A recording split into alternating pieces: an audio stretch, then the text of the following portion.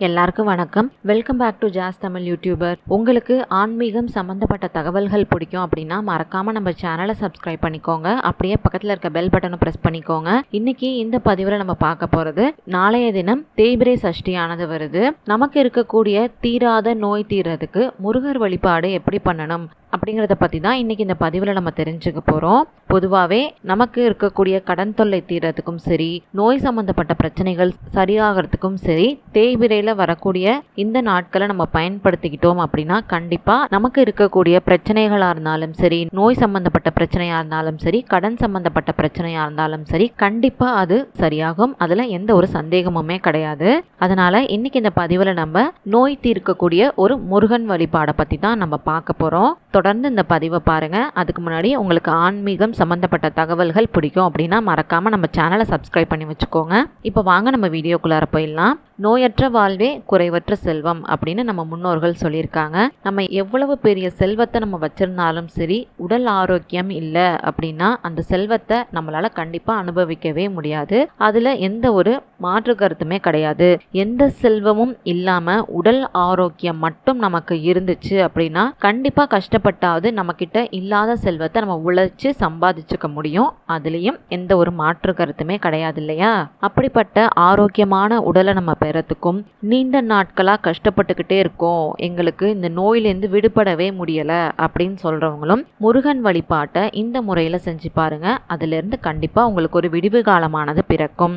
இந்த முருகர் வழிபாட்டை நம்ம செவ்வாய்க்கிழமை, வெள்ளிக்கிழமை, வளர்பிறை சஷ்டி, தேய்பிறை சஷ்டி, கிருத்திகை இந்த மாதிரி நாட்கள்ல நம்ம செய்ய ஆரம்பிக்கிறது ரொம்ப நல்லது. இந்த வழிபாட்டை நோய்வாய்ப்பட்டவர்கள் தான் செய்யணும் அப்படின்னு எந்த ஒரு கட்டாயமும் கிடையாது. அவங்க செய்ய முடியும் அப்படின்னா அவங்க செய்யலாம். அவங்க செய்ய முடியாத சூழ்நிலையில் இருக்காங்க அப்படிங்கிற பட்சத்தில் அவங்களுக்காக நீங்களும் இந்த வழிபாட்டை தாராளமாக மேற்கொள்ளலாம். இந்த வழிபாட்டை நீங்கள் செய்கிறதுக்கு உங்கள் வீட்டு பக்கத்தில் இருக்கக்கூடிய முருகன் கோவிலுக்கு போய் மேற்கொள்கிறது ரொம்ப ரொம்ப சிறப்பு. ஒருவேளை உங்கள் வீட்டு பக்கத்தில் முருகன் கோவில் இல்லை அப்படிங்கிற பட்சத்தில் நீங்கள் தாராளமாக உங்கள் வீட்லேயுமே இந்த வழிபாட்டை மேற்கொள்ளலாம். அதுலேயும் எந்த ஒரு தவறுமே கிடையாது. உங்கள் வீட்டில் முருகப்பெருமானுடைய திருவுருவ படம் மட்டும் இருக்கிற மாதிரி பார்த்துக்கோங்க. அந்த படத்தை சுத்தமாக தொடச்சி வச்சுக்கோங்க. அந்த படத்துக்கு சந்தன குங்குமம் பொட்டெல்லாம் வச்சு செவ்வரளி பூக்களால் அலங்காரம் செஞ்சு வச்சுக்கணும். அதுக்கப்புறம் ஒரு அகல்ல நெய் ஊற்றி தீபம் ஏற்றிக்கோங்க.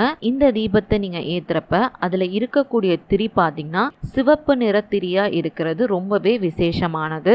அடுத்ததா இந்த தீபத்துக்கு முன்னாடி நீங்கள் அமர்ந்து ஓம் பாலசுப்ரமணிய மகாதேவி புத்ரா சுவாமி வரவர ஸ்வாஹா அப்படிங்கிற இந்த மந்திரத்தை உங்களால் எத்தனை முறை சொல்லி வழிபாடு செய்ய முடியுமோ சொல்லி வழிபாடு செய்யுங்க. இந்த மந்திரத்தை நான் டிஸ்பிளேலையுமே தந்திருக்கேன். இந்த மந்திரத்தை சொல்றதுக்கு எந்தவித கணக்குமே கிடையாது. ஒற்றைப்படையில சொல்ற மாதிரி மட்டும் பார்த்துக்கோங்க. இந்த மந்திரத்தை நீங்க சொல்லி முருகப்பெருமான மனசார நினைச்சு உங்களுடைய நோய்கள் எல்லாம் பரிபூரணமா குணமாகணும் அப்படின்னு நீங்க வேண்டிக்கிறது ரொம்ப நல்லது. நீங்க கோவில்ல போய் வழிபாடு செய்றீங்க அப்படின்னா முருகப்பெருமானுக்கு செவ்வரளி மாலை வாங்கி கொடுத்துட்டு நெய் தீபம் ஏற்றி வச்சுட்டு இந்த மந்திரத்தை அங்கேயே சொல்லி வழிபாடு செஞ்சுட்டு வாங்க.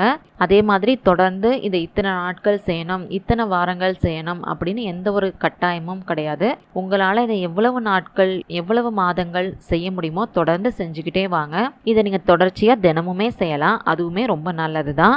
இந்த வழிபாட்டை நம்ம செய்கிறது மூலயமா நம்மளுடைய நோய்கள் மட்டும்தான் நீங்கும் அப்படிங்கிறது கிடையாது. இந்த மந்திரத்தை நம்ம தினமுமே உச்சரிக்கிறப்ப சகல தோஷங்களும் நீங்கி எதிரிகளுடைய தொல்லைகளும் நீங்கும்.